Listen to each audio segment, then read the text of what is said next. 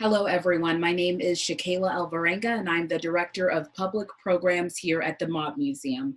Thank you for watching the third installment of our Community Safety Forum virtual series. Our next topic is an important one. It's about domestic violence and different warning signs that you should look out for during this time. We talked to the Las Vegas Metro Police Department as well as SafeNest about it. SafeNest is a comprehensive domestic violence agency, which means we really work to prevent domestic violence, protect people who are suffering from domestic violence, and empower people to rebuild their lives after domestic violence. Domestic violence is one of those things that in a situation like this will make worse. And there are a lot of reasons why that's the case, but yeah, we are seeing that increase in those calls for shelter and the need for people to get safe at a higher rate than we do during a non-pandemic period. Since 9/11, there has been studies around what are the negative social elements when a mass traumatic event happens in a community. And the first wave of that has been domestic violence. Also, add on during a period of elongated stress, like a recession, for example, domestic violence goes up. So we have those two things happening in tandem right now. We have a traumatic event in that we have a pandemic. People are afraid, people are getting sick, people are dying in larger numbers than we've seen, and there's a level of fear to our community. That's stretched out and elongated not only by the financial stress that COVID's causing, but also by the fact that it's a pandemic and there are no easy answers. And so there's an elongated period of stress around what we're all dealing with.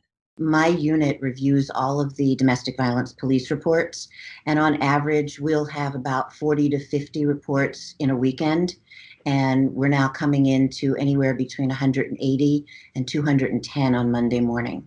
So that's a pretty significant spike from Friday evening through Sunday night. For people who don't know about the Victim Service Unit, when did that start and how many people are comprised of that as well? We've actually been around since 1992, and we respond to victims of all crimes, domestic violence being the majority of the crimes that we address.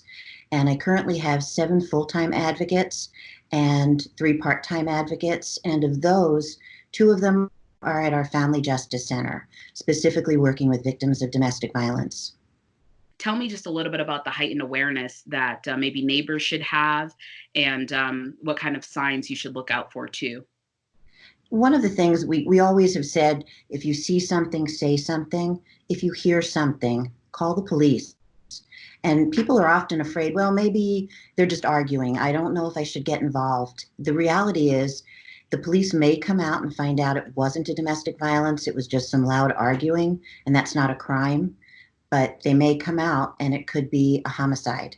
So we really try to make people aware of the fact that being able to call the police is not something they shouldn't be second guessing. They should just do it if something doesn't sound right or feel right to them.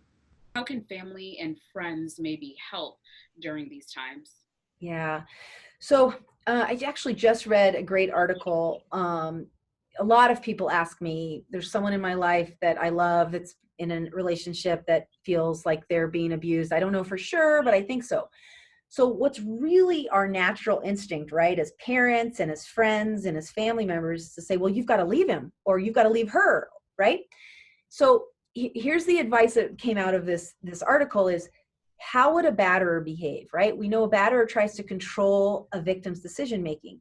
Well, when you're telling her or him to leave, you're trying to control their decision-making. So you're acting in the exact same way as the batterer.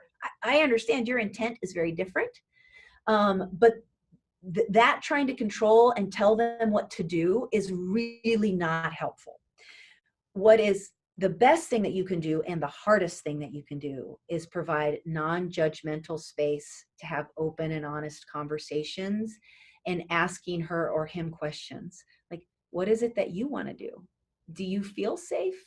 Is there any way I can help you? Right? And not imposing what we believe his or her next step should be.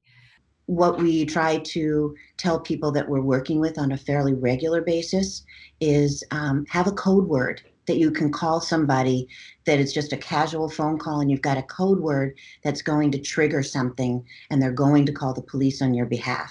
What would you say is the safest way for a victim to file a report or seek help? Number one would be getting in touch with our hotline. The number for call or text is 702-646-4981. You can chat through our website, safenest.org. Those are two of the best ways. Reach out, call, talk to, have Zoom conversations, have a cocktail, see people as you can safely, but stay in contact with people, particularly those people in your life who you think may be in very troubling relationships. Thank you for watching our Community Safety Forum virtual series. Take care of yourself, and we'll see you soon.